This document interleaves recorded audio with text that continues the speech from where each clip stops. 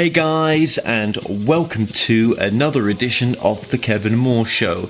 Now on today's show, I'm about to be joined by my guest, Clifford Mahooty. Now I did this interview on location, and it was a fascinating interview with Clifford. Now, just to give you a bit of background on Clifford Mahooty, he is a member of the Zuni Pueblo Indian tribe of New Mexico. Mahooty is a retired civil environmental engineer and worked in many projects, including with the Shell Oil Company and the US federal government in environmental justice for Indian tribes. Now Mahooty is active in the Zuni order of the Kachina, clan leadership, and is a wisdom keeper of the Zuni history. So enjoy my interview with Clifford. So Clifford Mahooty, thank you so much for joining us. Glad to be here. If you were to sum up your work, what would it be in a sense? Well, my work involves a lot of different subjects that have been been lost in a way for many, many years. My mission for the work that I do is to convey information and pass on the knowledge for future generations of what the Zuni people and other Indian tribes have practiced for thousands of years. With the way the world is going at a fast rate, a lot of the information has been suppressed or being completely ignored or has been completely lost. So what I have done throughout the years is that I've done a lot of research, primarily with my tribe, and also the things that are relative to the spirituality, the culture, and the religion of our tribe, the Zuni tribe. I also include other tribes like the Hopi and the Southwest Pueblo Indian tribes that are situated around Albuquerque, New Mexico, and Santa Fe, New Mexico. So I have been studying this for many, many years, not only from the books, but also from the oral history passed on by my elders throughout the years that they also accumulated from their elders. So how many native tribes were there in America before it was discovered?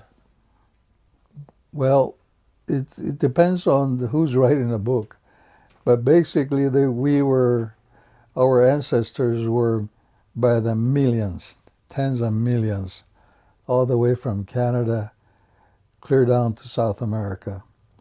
And there's estimates that are made between 80 and 100 million people and many different tribes. So depending on whose information that you look at, so we're talking millions, not just small pockets. Today, I believe that we only have a very small portion of it.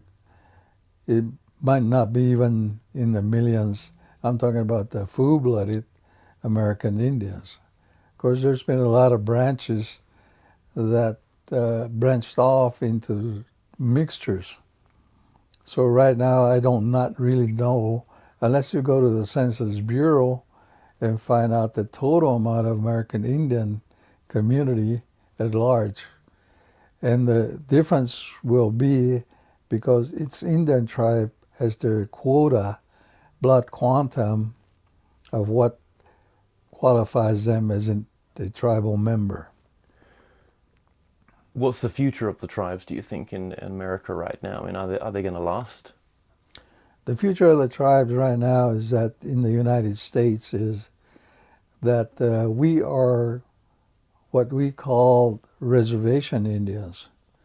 We have been confined to reservations that have been selected by the conqueror, in this case the United States government, and they have been relocated, our tribes have been relocated from their natural and their homelands to reservations, and they were forced to do that way back in the 1800s and early 1900s. So the future of the American Indian is still on the downfall right now because of outside interference. And obviously, I've been traveling the States and I've seen a few of the reservations, and there's always a casino there and something else. And just for people who will travel to these places, why is that so? You mean about the casinos? Yeah, why are the casinos there? Yeah. The casinos is supposedly a money-making operation that was supposed to benefit the Indian tribes. However, I have worked on the reservation casino operations as a environmental engineer for before they build an Indian casino. They have to go through the same procedure for an environmental assessment, and in some cases they have to go into an impact statement under EPA regulations. I believe that none of the Indian tribal casinos actually went through the whole process. The reason that the Indian casinos are there on Indian reservations is that it's what they call, it's a tax-free zone, and it's a non-fee land, and the Indian casinos are not owned by the Indian tribes.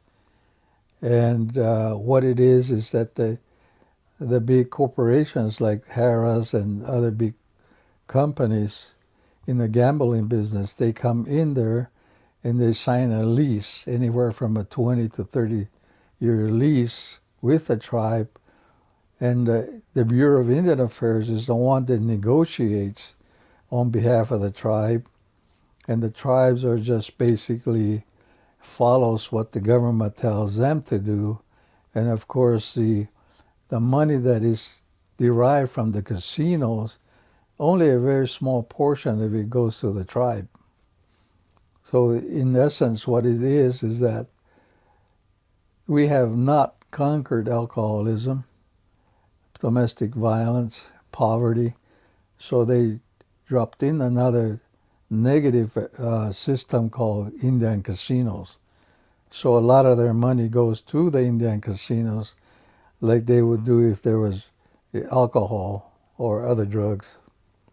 So before the white man came to America, there were no smallpox, there was no syphilis, there was hardly any diseases before there was the conquering of the Indian tribes. No, there was never any communicable diseases. This was a pristine area, and the American Indian only took what they could use for that particular period, whether it's be for winter or whether it's for their food sources were always constantly supplying them, and they only took what they did for their survival. And obviously, your tribe and other tribes, they carry stories of how the tribes came to be, and the history of those tribes as well. And we'll get into some of those stories. Are you allowed to share those stories as a tribe member? Well, we're allowed to a certain extent. I believe that the reason a lot of tribes sort of pull back on a lot of their information is that we were forced to do that, because when Christianity took over this country, anything that the Indians told about themselves, their origin or connection with other forces or natural forces, they were told that does not exist, and that's not the way it is. This is the way it is. Instead, that we were, that the Bible replaced the history of the American Indian, and there were so many different tribes, and their connections with where their origins were in their oral history. Have you suffered for sharing some of the stories that you've shared? Well, the only thing that I can really share is basically the little information I have about my tribe, the Zuni tribe, but it has been recorded by different groups such as the Smithsonian. That's where I get some of the information. However, just like any other book, history is written by those that come and conquer the nation or have been there and taken care of what was there in order to satisfy their own interpretations. So there's a lot of information about Zuni that I have researched throughout the years are not really true of what the white man had wrote about us. So going back to your early years then, did you have much interest in the Zuni stories that you tell now? My generation, it was a common thing. We were told stories, we were told history, we were taught religion, we were taught survival at the earliest ages and throughout the years.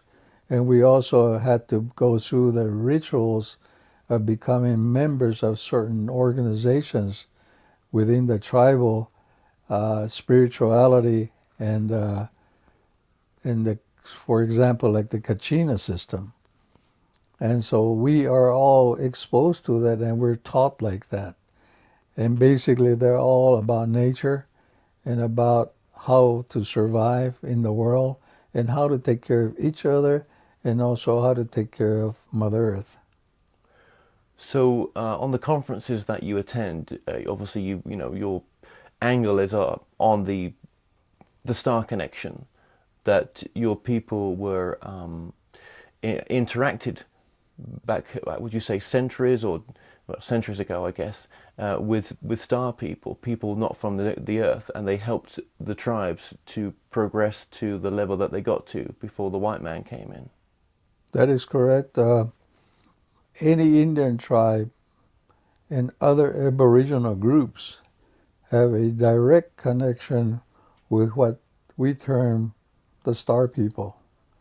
And we are also connected with the whole universal system, and that's where our spirituality comes in, or practices of whether it's technology, whether it's agriculture, governmental system, survival systems are based upon the information transfer that was made no one knows how long ago. So the American Indian says since time immemorial, which they have no way of saying that, well, it was 1,000 years ago, it was 1,000,000 years ago, but they all know that their origin of how their survival is based upon outside interference or outside integration of the systems that they provided us some time back. So there are stories of these star beings coming down and manipulating the DNA of the original native Indians. Is that right? Well, the way they explain it is that we are children of the star people. So that means that they had quite an influence in our structure and of what they call the upgrade, if you want to call it that, and also the common terminology nowadays is the download of information using the computer language. Is that we were downloaded for, our ancestors were downloaded for technology, other information for survival, and also how to take care of each other, and like I said, take care of the planet. And you can diversify that into many, many different types of subjects. So would that have been the same sort of time as, or would that have had the same connection to, the Egyptian pharaohs and the Egyptian dynasty and other sort of Maya dynasties as well, where they built these pyramids, and they seem to have technology that was unknown to us even right now, how they built these structures. Was that around the same lineage, or? I believe that a lot of the structures that are all over parts of the world, whether it's in Mesoamerica or Egypt or other places that they're now discovering, but to a certain extent, the American Indian community of what they call American Indians were not so advanced as these other places. And I believe the reason is that they always had natural monuments, if you want to call it that, And I believe that the reason they made pyramids out there is because it's out there in the middle of an area where there's not many mountains, not many features that they can actually come down and provide a lot of different, what I call a system of a web system type approach. But out here in the Southwest, we have what they call sacred sites, different mountains all around America, clear down to Mexico, and also civilizations that existed before. And our ancestors have always said that, well, the monuments were there when they arrived at those places. When we look at the different tribes as well, do you think these tribes in general survived some sort of cataclysmic event prior, that there were ancient civilizations prior to the native Indians, and it was the native Indians that survived whatever, whether it was a pole shift or whatever, catastrophic thing may have happened to the earth before? All Indian tribes have a history, for example, of the Great Flood. Even out here in the Southwest, we have a lot of rituals that we go through that was used to subside the water that we still practice to this day. And even the prayer systems involve a lot of the catastrophic things that happened in the past. And according to the Hopi and the Zuni, this is considered the fourth world. We are now in the fourth world. And it's very interesting that both tribes are saying that we are now at the end of the fourth world, which means that what we're going through right now, we're at the end of what would be probably an era or a time period of some sort that says we're at the end of that. And now that a lot of other writers about history and about the activities related to the earth and the universe are thinking in the same line. But the American Indians have known that for thousands of years because they were told. So, how many different races interacted with the different tribes, do you think? Do you think it was just from one star system, or do you think it was from many different ones? A lot of people, or at least the American Indian community at large, they talk about the origin of their ancestry from different constellations, different star systems. For example, if you look at the Cherokee tribe, their logo of their flag it's got seven pointed star, and they claim that their ancestry was created by the Palladian people. You look at out here in Hopi, they talk about the Orion constellation. And we also in Zuni have references to all the different constellations or throughout the for example, the galaxy, the Milky Way galaxy is often referred to as one of the medicine societies came from. Of course, the Milky Way galaxy is humongous. But if you listen to a lot of their rituals and their prayer systems, there's always references made to the different, for example, like Orion's Belt, the Big Dipper,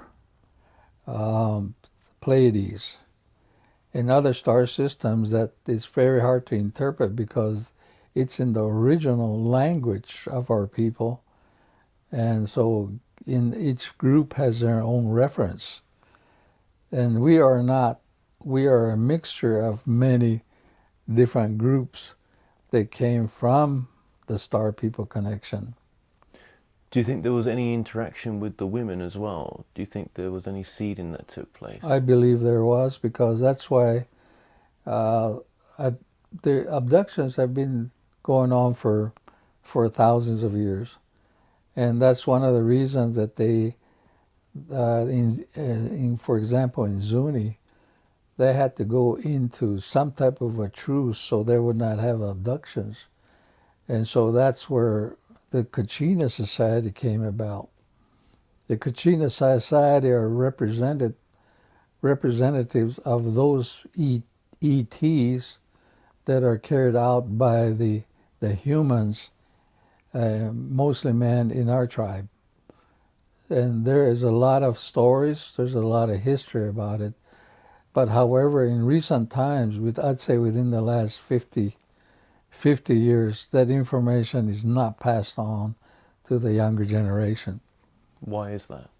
Because that there's the influence of the external information systems, television, movies, and right now the internet, and also the interference of the governmental structures that have invaded the reservations have developed a disconnect with the history, the basic history of the American Indian people, and by replacing it with a welfare system. So they, rather than going in there and learning all the system, and of course throughout the last 300-400 years, the influence of the church and the influence of the military and invasion of other people throughout the globe has come in there, and they distorted the teachings of the American Indian community to their generations that will follow their lead. And so the interference has been made by the United States government. They used to say that to us when we were kids, they actually used to not let us speak our own language in the school systems. They would not even allow us to do our prayers in our system or their system, because they're the invaders, and especially the Catholic Church. The Catholic Church really took a lot of effort to not use our prayer systems or rituals, because they said that was not the way to do it. So the Christianity the Christianizing of the American Indians did a lot of harm to the history and the practices of the American Indian. This side of the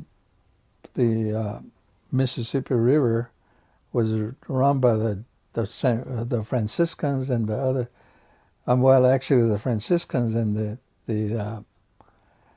the Jesuits were the two groups that really destroyed a lot of the culture and the language. So there's a lot of stories, especially up in Sioux country, how they used to treat them. So so Christianity had created a lot of damage to our way of life and to our culture. Following that was the United States military. The Indians were actually sent to military compounds. And so even to this day, the American Indians have absolutely no ownership of any land on the ones that they had for thousands of years. So when the Kachinas used to visit the tribes, they would come, and the Kachinas were the ETs, if you want to call them that, just as a word. But when the Kachinas used to visit, they would visit in their pure form. They wouldn't look human. They would look in some sort of. Well, they were not human looking per se. They were ETs, and since they're from different parts of the galaxy, and each one of them looked strange. They didn't look alike. Well, maybe in some groups they did, but according to the information that have been passed on to me by the elders, they were they were not like humans, so they had to put on natural plant life to hide their, I guess, grotesqueness, if according to the humans. So this went on for many, many years, and then finally they switched over into actually making masks that you see nowadays when you go to Hopi or Zuni of the Kachina. Zuni and Hopi are the only ones that actually practice those. The other tribes have been Christianized, so they do not practice that. Maybe a small handful of them do. Are the Kachinas still with us now, do you think? Yes, they'll always be with us. What is their purpose now? The purpose of the Kachinas is to bring rain and to bring seed and other good things, and primarily also to bring joy to the villagers. I mean, the village people. I mean, throughout the whole country, and they're also warriors and they're protectors. So anything that has to do with protecting the humans and the earth is their function. But if there were Kachinas among us now, they would look human. No. They would still be in their form that had been for, who knows, millions of years. What are some of the spiritual teachings of the Kachina then? What are some of these teachings that have helped the tribes to progress like they did as well? Well, everything that is from the Star People connection is compassion. It's always compassion. It's always to take care of each other. It's always to be connected to all the universal things, and to be, and especially with each other by humanness, to be kind to each other, to help each other, and also to be constantly being in connection with them by prayers, rituals, and even to this day, when we sit down to a meal, it's like the Christians sitting down and praying before they eat. In the Indian community, such as Zuni and Hopi, what we call, they take the food before anybody eats. We call it cutting the food. We take portions of our food before we eat, either put it in a center bowl on the table, and after that, then whoever is designated will take it to the. In the old days, we used to have rivers. Now we feed them through fireplaces, and we don't have fireplaces anymore. So sometimes we just take them out there to the ground and bury it, or actually just go out there and feed them. And so even though that they're supernatural gods, they also have to eat. So that's our connection. We give a piece of ourselves to them, and so they are always present with us. Are there any other teachings that come to mind that? Well, there's a lot of teachings that Kachina is only one order. There's also the medicine orders that we also were, or they also are like the Kachina system, is that we also have that was given to us from the Star People. And each one of these groups are sort of like specialties, like in a hospital. If you go into a hospital, you got your internists, you got your surgeons. So they have the same setup throughout the whole universe. And this is the one that we also, the medicine people also are representatives of those. They are not healers, they're conduits of those people when people get sick and they need their hand or their help. And so there are so many orders within the system. For example, there's another one that's called the Warrior Society Order. The war has always been going on for many years, and the Indian tribes have been recruited or drafted to fight the wars for the people that tried to destroy them. So all Indian tribes have warrior societies. And the veterans are the ones that actually get, depending on the tribe, how they get themselves, how they put their young men and women into those orders. Each tribe has their own way. So, with your own journey, have you had your own spiritual experiences or your own experiences with any Kachinas or UFOs?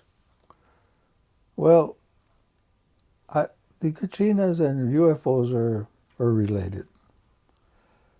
There's a lot of people will never talk about these things. And simply for the reason that you become ostracized, especially in the village and my tribe that I came from.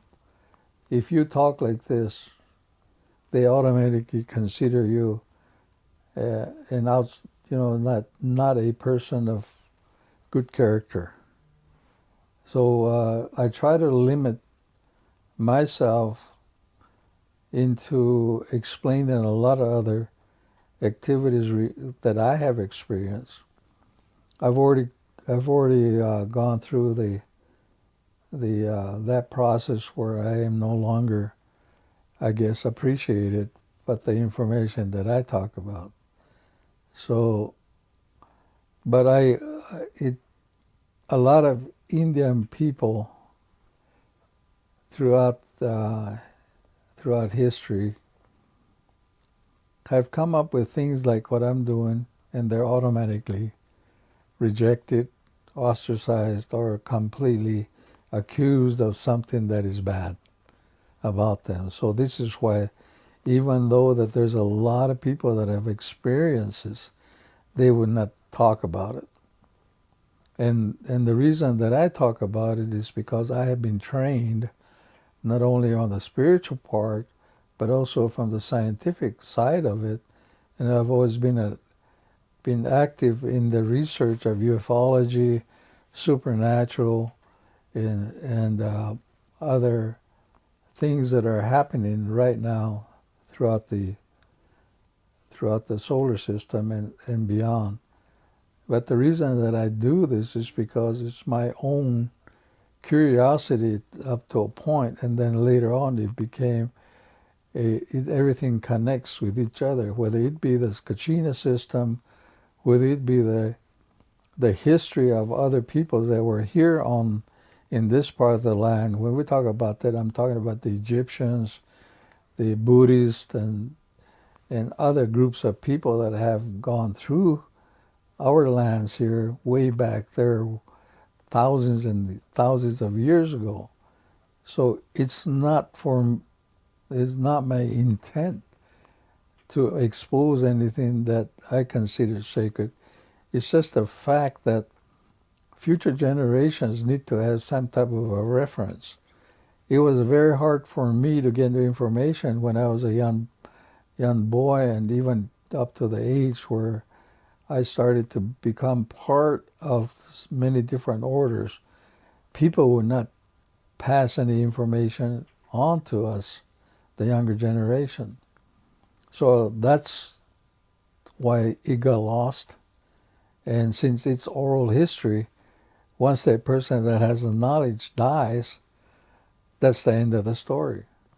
So my purpose in doing these things is to pass this information on with the technology that we have right now, so that somebody in the future will look back and say, well, maybe this is why we are like this, or what the future would be.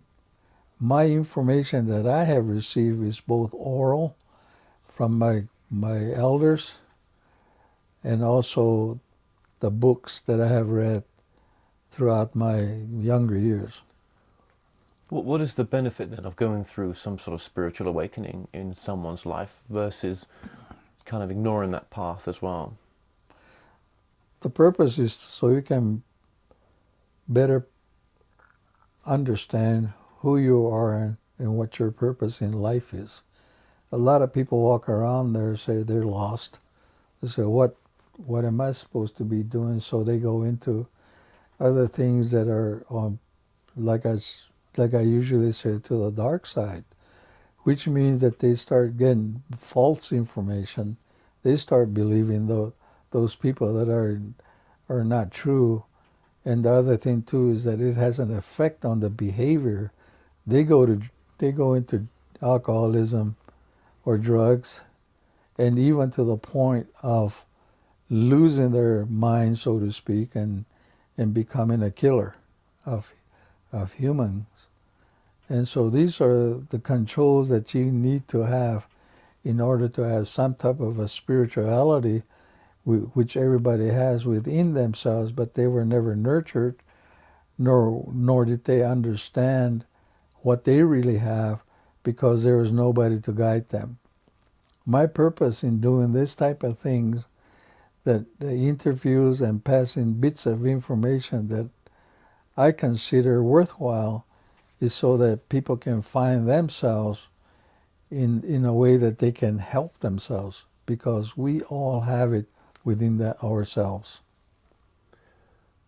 And when you obviously spend time at the conferences that you do, and you give your talks, and which you've done now for many years, you must see the state of the conferences as they are, the state of ufology, the state of some of these bigger name speakers right now, who probably are affecting people's awakening with false information. Well, it's just like anything else. If you look at the organized religion at large, there's a lot of, well, for example, there's over 100,000 religions in the world. And each one of them has their own interpretation. A lot of them are false. Some of them are made up. And the purpose of it is to get these people in to follow their lead, which is not a good one. But in those meetings that I go to, there's a handful of people, in my opinion, that has absolutely no bearing on what we are trying to convey at these meetings, because it's primarily based on ego, primarily based on making a quick buck. And a lot of these people, or maybe even to a certain point, that they don't have the mental capacity to realize what they're doing is not true. So in a conferences that I attend, there are many information transfer that are made, that a lot of people will believe it and follow their path, and in the end they will get hurt. So this is that's what I have observed, but I have no control over that. Why is the soul having this? If do you believe in a soul? Mm-hmm. Why is the soul chosen, if it does choose to be here now? Why are we here now having this experience?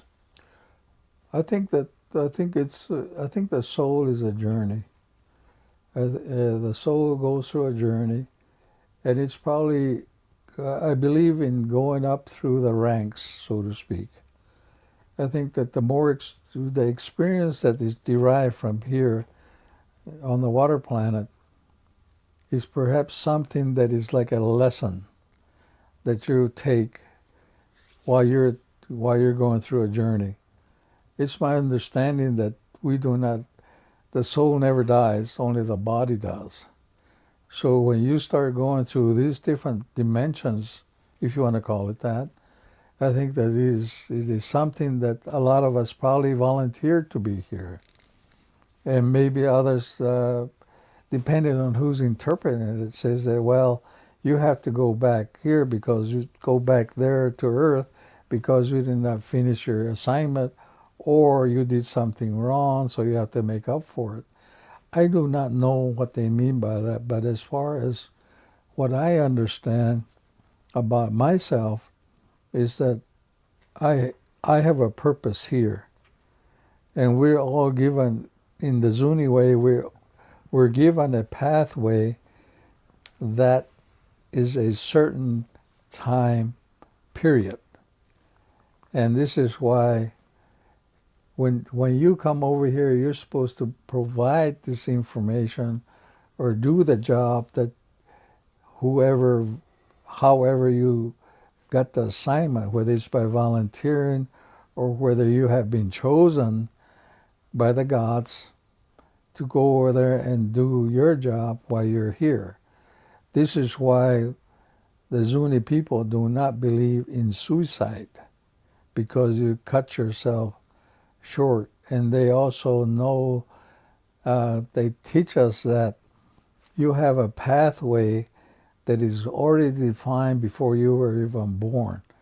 So you do not mess it up while you're doing that, and you do not deviate from that pathway.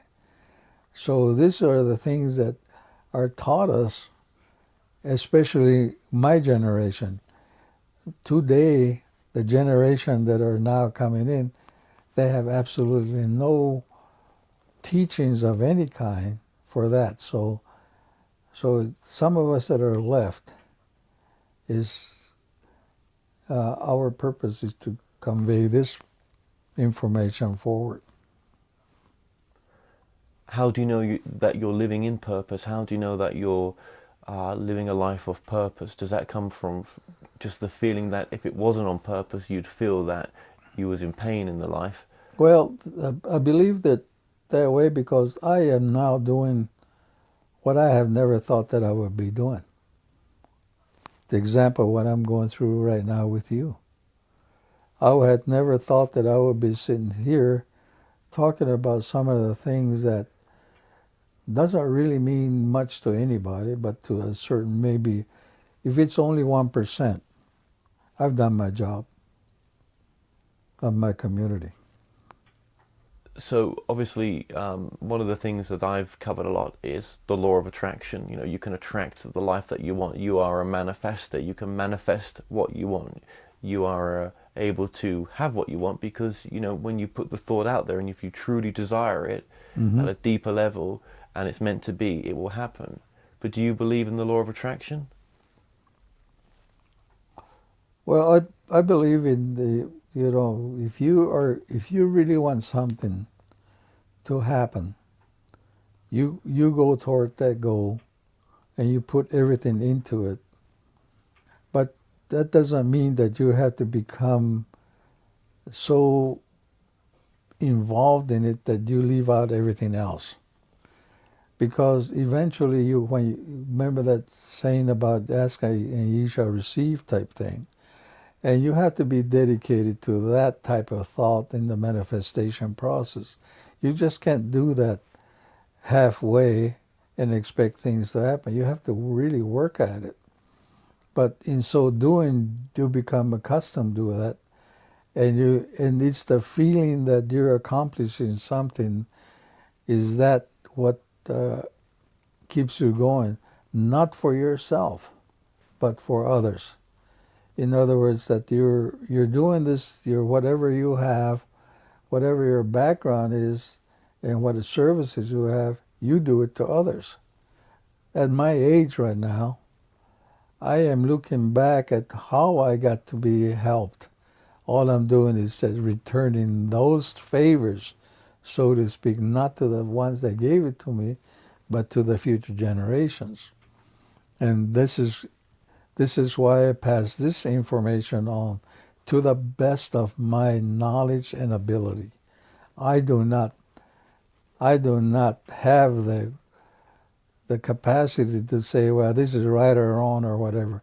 All I do is that I pass it on to what my best available information is and to see if it works.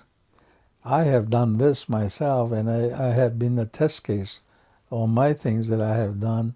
And if it works for me, I have that attitude about saying, if I can do it, you can do it. And when you see the way that people live nowadays, and you see some of the pain that people are going through, and it doesn't have to be that difficult. No. for some people. What do you think of the way that society is nowadays? The society is what I call the dark force people. The society has succumbed because we lost our way of believing in yourself or the majority at large. They quit believing in themselves. They have been taken over by those charlatans that have misled them, and there's many types of influences. Rather than looking into themselves and making their determination, it's reversal now. Other people make the determination for them, and they just go along with it. And it's done by many factors. And you can go into a whole list of them that are in the hundreds. And it's primarily, right now we're going through so many phases of it. Whether it be technology, whether it be the food intake, whether it be listening to the false news, whether it's listening to politicians, it doesn't make any difference because they're all in the same negative force, dark force approach to it, and people are believing it. If the people start believing in themselves totally, but it has to be done at a very, very large scale, and they could actually stop that. Now, I've done still filming a documentary on channeling, the idea of opening yourself up to another entity that would like to come through and speak, right? Mm-hmm. Or the ability to channel your higher self, to bring through your higher self. Most people, when they channel, they bring through their higher self. It's that greater part of their soul that's not always accessible to them when they're in this human state. But if you relax and open your mind up to allow that through, it comes through. Did the Indian tribes ever have anything equivalent to channeling? I really don't know. All I know is that in the spiritual connection, I don't know if they call it channeling, but all we know is that we were part of a universal system, that we did it by prayer, by ritual, and by ceremony.